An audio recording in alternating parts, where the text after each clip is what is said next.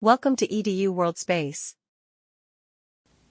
Looking at really supply and demand within the insurance industry, we're supposing that an insurance company decides to increase their annual cost to customers from $5,000 to $6,000. And we'd like to know if this will lead to an increase in their profits and what the overall health of their pool of customers is likely to look like if they do increase their costs.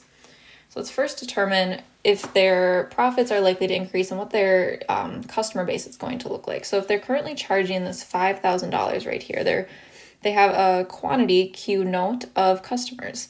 However, if they increase their price from 5,000 to 6,000, we're going to see now an imbalance of supply and demand. You can see that they're now supplying a quantity sitting here at Q1.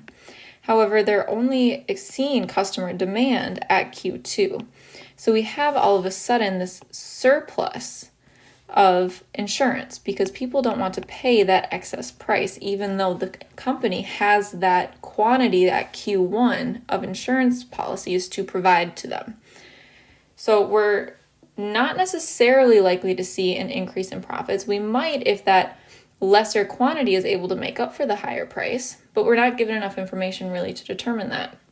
Now, the overall health of their pool of customers, we're likely to see that go down. They're probably going to have fairly unhealthy customers, and that's because those customers who are willing to pay this higher price for their services are likely going to be those customers who really need it, meaning it's probably going to be those people who are unhealthy, right? Unhealthy people tend to need health insurance far more often, and they're more likely to pay more for it than those who are healthier.